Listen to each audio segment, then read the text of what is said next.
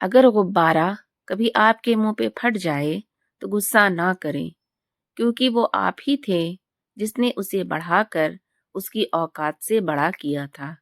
کچھ انسانوں کے ساتھ بھی ہم ایسا ہی کرتے ہیں۔ اپنی ضمیر کی کھڑکی کھلی رکھیے، یہ آپ کی روح کو ٹھنڈی ہوا فراہم کرتا رہے گا۔ کچھ لوگوں کی فطرت پرندوں کی طرح ہوتی ہے، جہاں دانا وہیں ٹھکانا۔ کوشش کریں رشتوں میں مخلص رہیں۔ اگر آپ پرندوں کی آوازیں سننا چاہتے ہیں تو پنجرے نہ خریدیں، درخت لگائیں۔ چھوٹے ہمیشہ اپنے بڑوں سے سیکھتے ہیں، عادتیں، عبادتیں، محبتیں اور نفرتیں۔ گھر تب نہیں ٹوٹتا جب تک فیصلہ بڑوں کے ہاتھ میں ہوتا ہے۔ جب گھر کا ہر کوئی بڑا بننے لگے تو پھر گھر ٹوٹنے میں دیر نہیں لگتی۔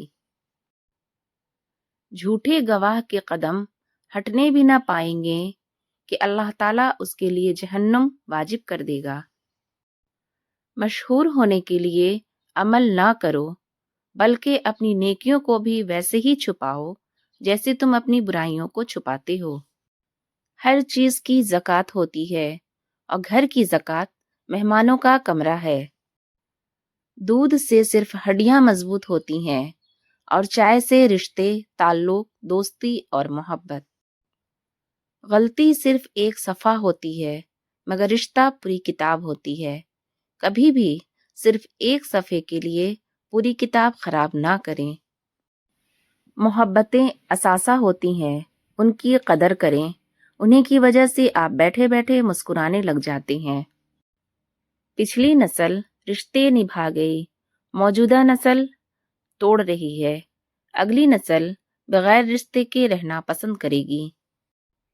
اسکول کے بعد نہ نمبر اچھے ملے، نہ زندگی، نہ لوگ، نہ رشتے۔ وقت بہت بڑے اور گہرے زخم دیتا ہے، اس لیے گھڑی میں پھول نہیں سوئیاں ہوتی ہیں۔ گھڑی کی ٹک ٹک کو معمولی نہ سمجھو، یہ زندگی کے درخت پر کلہاڑی کے وار ہیں۔ ہمارے دور میں اس قدر دکھ ہے کہ اگلی نسل پڑھے گی الف سے اداسی۔ حابل بے اولاد مر گیا، انسان قاتل قابل کی نسل سے ہے۔ ہم سب کے اندر ایک مولوی چھپا ہے، جو تب ظاہر ہوتا ہے جب ہم دوسروں کو گناہ کرتے ہوئے دیکھتے ہیں۔ خاموشی سے بڑا کوئی جواب نہیں ہوتا، لیکن خاموشی سے بڑا کوئی عذاب بھی نہیں ہوتا۔ سوچتا تھا گھر بنا کر رہوں گا سکون سے اقبال، پر گھر کی ضرورتوں نے مسافر بنا ڈالا۔